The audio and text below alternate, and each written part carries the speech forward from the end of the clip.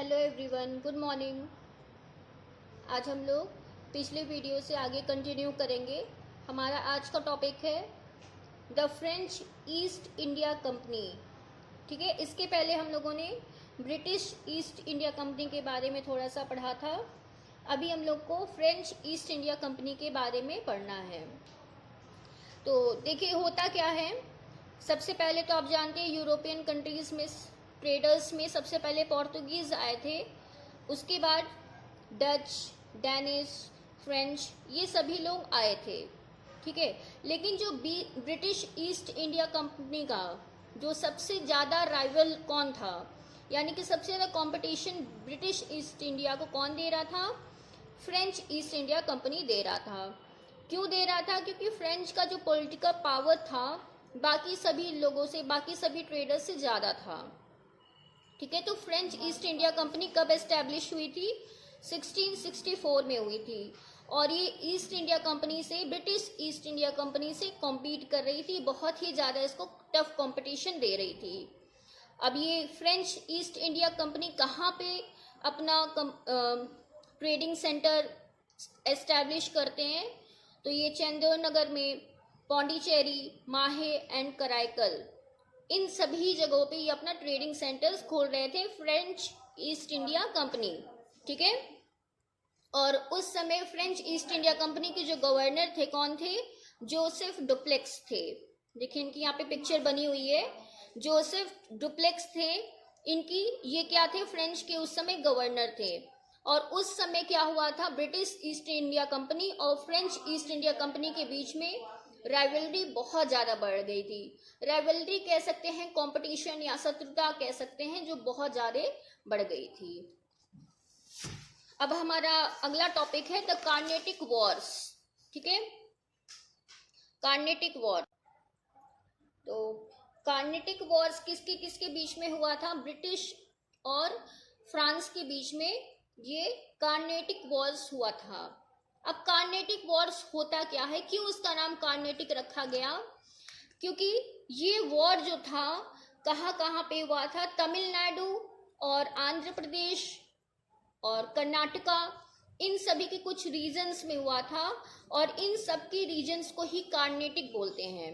ठीक है, तो इन सभी जगहों पे हुआ था। कहाँ कहाँ पे हुआ था? तमिलनाडु, आंध्र प्रदेश और कर्नाटका। तो इन सभी जगहों को हम लोग कार्नेटिक बोलते हैं, और इसलिए इन वॉर्स को भी कार्नेटिक वॉर्स कहा गया था। तो टोटल 3 कार्नेटिक वॉर्स हुए थे, जो किसके किसके बीच में हुए थे? ब्रिटिश एंड फ्रेंच के बीच में हुए थे। और कब से कब तक ये तीनों वॉर्स हुए थे? 1746 से लेकर के 1763 के बीच में ये सभी वॉर्स हुए थे।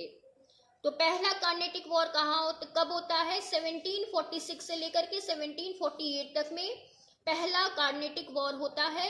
ठीक है, और उस समय फ्रेंच के जो गवर्नर बताए थे मैंने आपको, जोसेफ डुप्लेक्स थे। ये क्या करते हैं? मद्रास को कैप्चर कर लेते हैं। और मद्रास आप जानते हैं उस समय ब्रिटिश ईस्ट इंडिया का वहां पे ट्रेडिंग सेंटर था मद्रास में। तो ये फ्रेंच के जो गवर्नर क्या करते हैं? मद्रास को कैप्चर कर लेते हैं, और बदले में ब्रिटिश क्या करते हैं? पौंडीचेरी को कैप्चर कर लेते हैं। और पौंडीचेरी जो था फ्रेंच का ये पूरा सेंटर था वहां पे। तो ये एक दूसरे के एरिया को कैप्चर कर लेते हैं। ब्रिटिश क्या करते हैं? पौंडीचेरी को कैप्चर कर लेते हैं, और फ्रेंच क्या करते हैं? मद्रास को कैप्चर कर लेते हैं। ठीक है, तो एक दूसरे को के एरिया को कैप्चर करने के बाद में इनके बीच में एक समझौता होता है, ट्रेटी होता है। इसका नाम है एक्सला चैपल।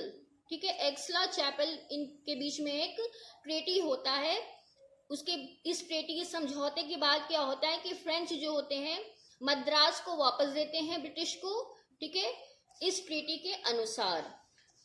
तो ये पहला कार्नेटिक वार था जो फ्रेंच और ब्रिटिश के बीच में हुआ था। कब से कब तक हुआ था?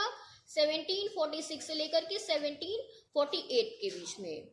सेकेंड कार्नेटिक वॉर कब होता है? 1749 से लेकर के 1754 तक ये होता है सेकेंड कार्नेटिक वॉर। ये भी फ्रेंच और इंग्लिश के बीच में ही हुआ था। ठीक है, अब दोनों के बीच में ये वॉर होता है। तो अब हैदराबाद में क्या होता है? जो नासिर जंग थे वो इंग्लिश को सपोर्ट करते हैं, और जो मुजफ्फर जंग थे ये फ्रेंच को सपोर्ट करते हैं। ठीक है, नासिर जंग और मुजफ्फर जंग, तो इनके बीच में ये वॉर होता है फ्रेंच और इंग्लिश के बीच में।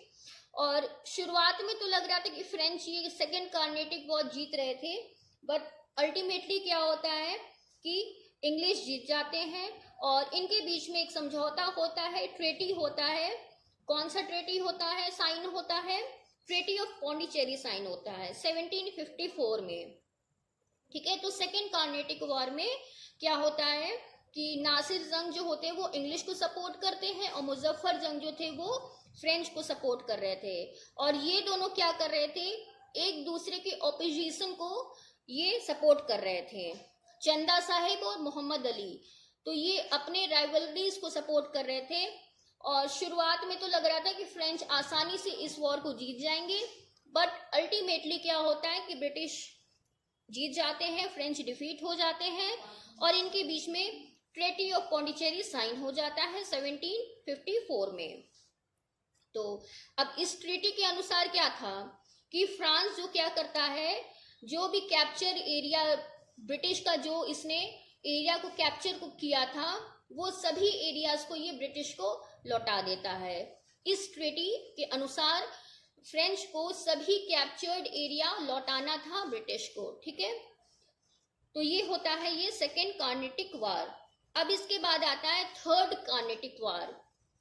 थर्ड कार्नेटिक वार जो कब से कब तक हुआ था, 1756 से लेकर के 1763 में ये हुआ था। अब क्या होता है इसमें, इस वॉर में क्या होता है, जो ब्रिटिश था वो चंदेड़ नगर को कैप्चर कर लेता है। चंदेड़ नगर को इस समय प्रेजेंट टाइम में चंदा नगर कहते हैं। ठीक है, तो ब्रिटिश क्या करता है कि चंदेड़ नगर को कैप्चर कर लेता है, और चंदेड़ नगर किसका एरिया था, फ्रेंच का एरिया था। और ब्रिटिश क्या करता है, फ्रेंच को हरा देता है, फ्रेंच आर्मी को हरा देता है। किस वॉर में, किस युद्ध में हराता है, बैटल ऑफ वॉन्डिवॉश। ठीक है, तो अल्टीमेटली क्या होता है कि ब्रिटिश फ्रेंच को हरा देते हैं बैटल ऑफ वॉन्डिवॉश में इन 1760 में, और ये जो वॉर होता है 1763 में खत्म हो जाता है। यानी कि जो थर्ड कार्नेटिक वॉर है वो 1763 में खत्म हो जाता है, एक समझौते से खत्म होता है। ठीक है, अब उस ट्रेटी या समझौता का नाम क्या था, treaty of Paris. Treaty of Paris से इन दोनों के बीच में थर्ड कार्नेटिक वॉर जो है ये खत्म हो जाता है। अब इस ट्रेटी के अनुसार क्या था, आप जानते हैं, मैंने बताया अभी कि चंदेड़ नगर और पौंडीचेरी क्या हुआ था, ब्रिटिश ने कैप्चर कर लिया था। लेकिन इस ट्रीटी के अनुसार चंदेड़ नगर और पौंडीचेरी फ्रेंच को लौटा दिया जाता है। ठीक है, फ्रेंच को चंदेड़ नगर और पौंडीचेरी लौटा तो दिया जाता है, लेकिन उन्हें यहाँ पे किले बनाने की अनुमति नहीं दी जाती है। तो इस तरह से ब्रिटिश जो थे वो कार्नेटिक वॉर में जीतते हैं, और इस तरह से उन्होंने फ्रेंच को इंडिया से हटाने में मतलब अपना काम किया।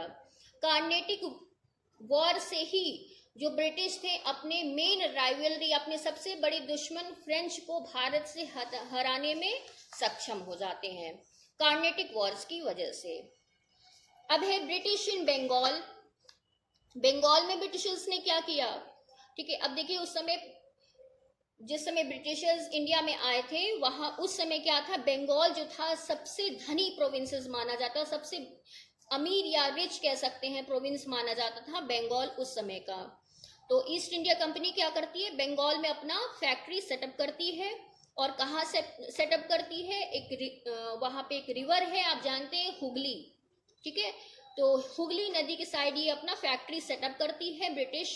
कब सेटअप करती है, 1651 में। और 1696 में क्या करता है, वो अपने सेटल को फोर्टिफाइंग शुरू कर देता है। फोर्टिफाई मतलब किलाबंदी, घेराबंदी करना शुरू कर देता है।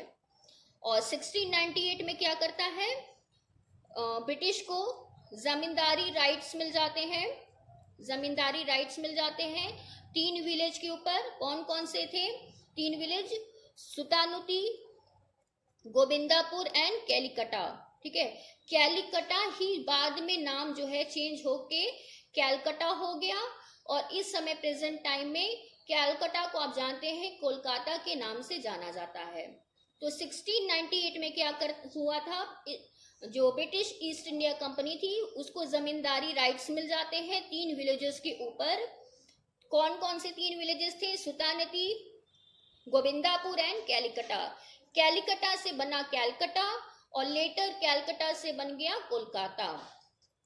ठीक है, तो ये ब्रिटिश इन बंगाल थे।